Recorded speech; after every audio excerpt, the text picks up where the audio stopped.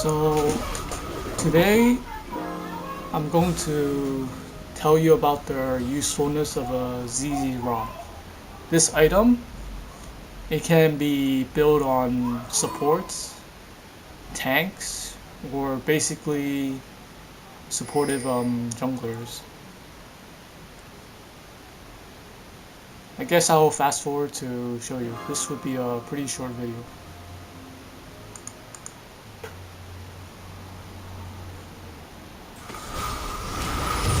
So the description for ZZ Rod is to summon Voidlings every 4 seconds, and the reason why I think it's kind of OP depending on what situation you use it on is first, it causes split pushing, and also is an anti-split push or pushing, anti-push against enemy champs. As you can see here, they have Mouse and GP, and I know from experience that Mouse and GP can push waves like no tomorrow. So what makes it better is, for enemy, unless you're a Nasus or something like Yasu who can like traverse through waves, you don't really get much any gold from killing them. So basically, they're just useless fodder that you have to get through before you keep going forward.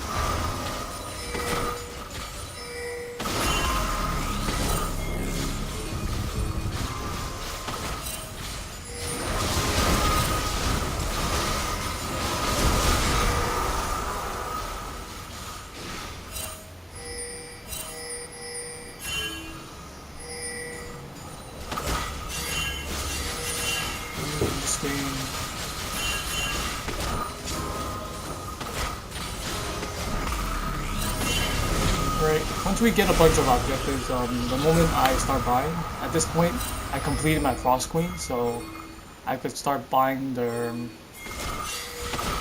ZZ Rod as soon as I get the money.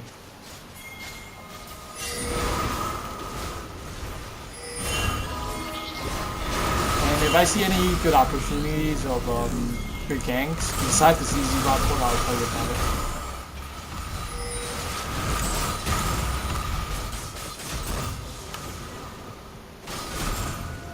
So Negacharm Cloak, Fall Farmer.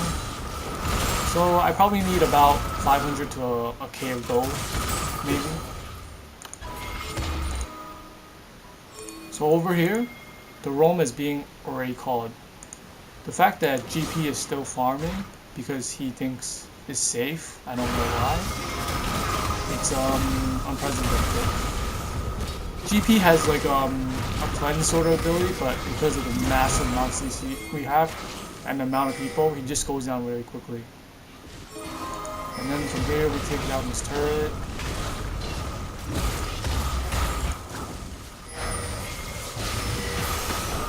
This is pretty much gone, but it's alright.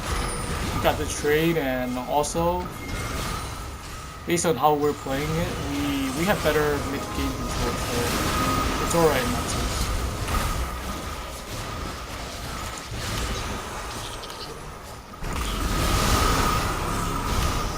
So after a bunch of assists, I finally get their ZZ Rod portal, and this is where the fun begins, guys. This is where the fun begins. So, alright, let me rewind that. So, notice that I put the ZZ Rod portal on top lane, Zion's lane. The reason why I did that was because I know Zion, based on his playstyle, wants to keep like bowling out the GP, and because GP is a great split pusher, this will kind of mitigate that. Watch how the wave continuously push. And also note that the fact that Dragon has less than 30 seconds to spawn, so this is pretty much perfect for me, for our team, since GP can't kill Sion, and because of these constant Voidlings continuously hammering down on their wave, they'll just keep pushing. And I know, like, even without vision control here, I know Vi would want to gank like Sion, because he's kind of overextended, even though we taken down the turret and Sion still has his turret. So I stay for a bit because I kind of know from experience like Vi would want to come gank here. So I give the slow. That gives me the information, even if I didn't know that Vi is there. Dragon's about to spawn. I just want to baby Sion a little bit just to make sure that he's safe. And then I call for the immediate dragon. So I'll play this out slowly. The Voidlings will keep pushing. I spot Vi because of this vision ward. And from this information, this dragon is already ours because there's a 2v1 on top with their ZZ Rot portals continuously pushing. So even though if Sion gets killed, there's no way they're going to like trade our turret for this dragon. And positioning wise, they're not gonna get the dragon because like we don't know this, but Needle is already calling with low health, and even if she does come, she'll blow up. Draven is probably the only one in position, but in a 4v1 scenario, you can't do much. So the only one where we probably should be worried about is Mouse, but the fact that Mouse came up based on this court again, like this dragon is already ours. There's no contest. We spot the Draven, and then this is pretty much an easy game. Shouldn't have been there to begin with. The dragon was already gone. If your team is on top side, you should like get the fuck out of bot side. We put some pressure because we know top lane is here. Unfortunately, I got killed, but it's alright because like they can't pressure anything. They just can't. At this point in the game, kills don't matter as much as they did early on. It's all about their pushing power.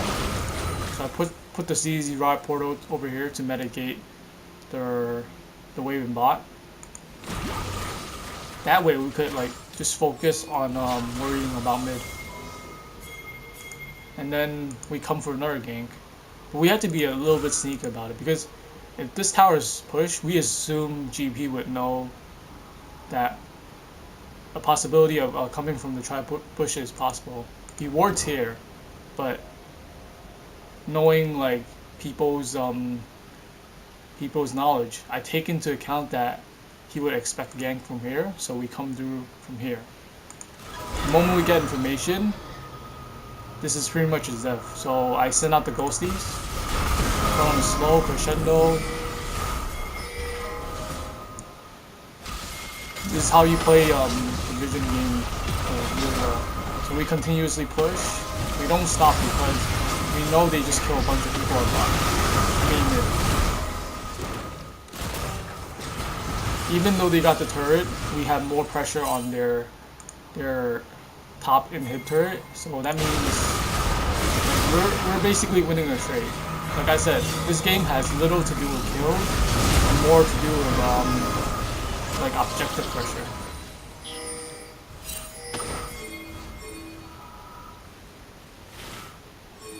So I would say this is eventually what decides the game. So my ZZ Rod portal is up again, and I decided to put it here. The reason why I put it here is because I want to mitigate the pushing pressure on bot side, and then this would allow us to get more freedom on Baron control and possibly Dragon control, because someone has to deal with this shenanigans eventually. So Dragon is almost up. In fact, it's less than 10 seconds up. I'll slow this down. So we're basically just putting down vision, trying to bait each other out. Everybody is essentially here. So a 4v5 scenario will basically cause a game loss to any side of the team. Unfortunately for them, this is pushing in our favor. So the moment it start pushing, someone has to come, and that's pretty much going to be the deciding factor on how well they juggle it. For this game, you probably would realize that they juggle it poorly. Vi immediately spots it. And notice how we immediately capitalize on this. So Vi, because of her split-second decision making, is forced to recall back. It's not really her fault, but the timing is so off, and her team just got out of position. They should not have been in this position in the first place if Vi was going here. They needed to like stack around here and put vision control over here.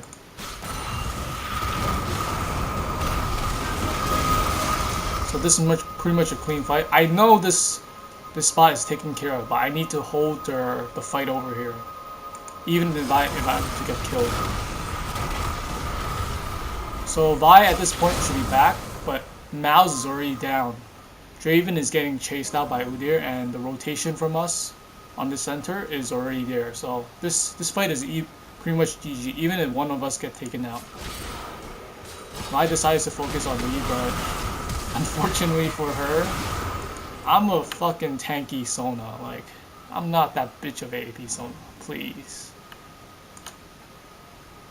So because they lost this fight, it's even more devastating for them, since not only is our dragon free, but because of the long death timers and the bot wave push, this is essentially a pre-Baron. Even the fact that we had to recall, it's already this match is already on our favor. So now the pressure is on them to play carefully. And again, someone has to deal with this wave eventually. There's no question about it.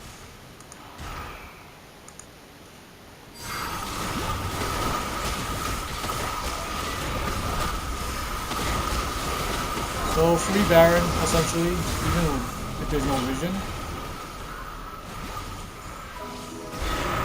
So Mal spots it, so knowing that he has to take care of it, he ignored the minions and then focus on taking it out, because if he doesn't take it out, it's just going to keep pressuring him over and over again. Vi decides to take red, and we kind of spot her. This is the problem with their team comp. Like, yeah, Vi could be the initiator, but like based on her itemization, there's no defensive item. So the moment she comes in, picks the wrong target, she's essentially dead. And we already have a good siege going on, including this ZZ Rod portal. So essentially, like, they're in a pretty fucked situation because, first of all, Sion is dealing with GP, and he has their, well, the ZZ Rod portal is not doing much for him, but he's basically has the push on GP because of the Baron wave. Mao's had to deal with the ZZ Rod portal here, so he's no position to help. And only Draven and Nidalee are holding the mid rotations. And based on positioning and based on her team's strengths, she cannot flank. So essentially you could call this a 2v3. Or very soon a 4v2 since Zac is already coming. So we get the pick off on Draven. He shouldn't have been there in the first place, but to be fair, their team was very split and we had a lot of control of the map.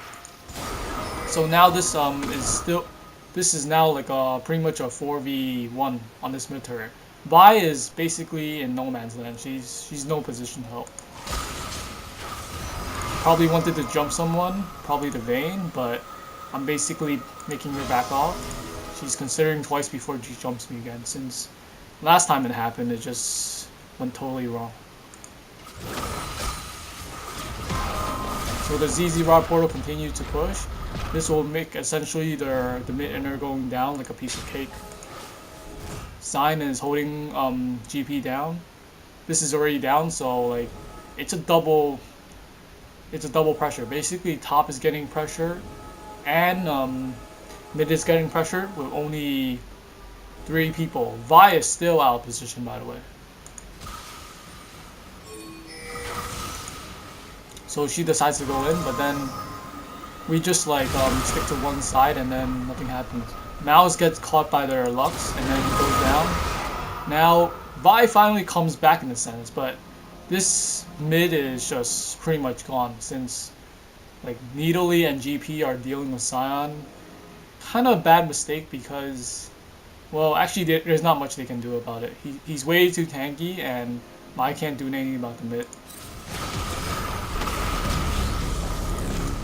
So, because of my call, did anybody saw that? This is another reason why Redemption is OP. This is a global assist that works not only when you're dead, but it works at long range. So take that into account. It also gives you better healing. So supports like Soraka, Janna, Sona will make good use of it.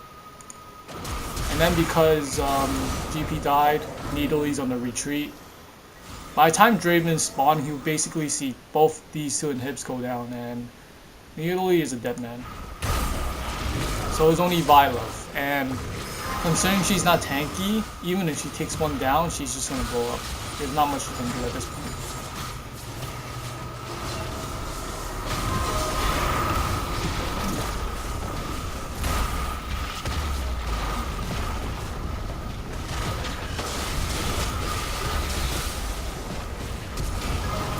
So she gets the jump on Vayne, but I'm there to peel this for this Vayne, and then this is pretty much over. So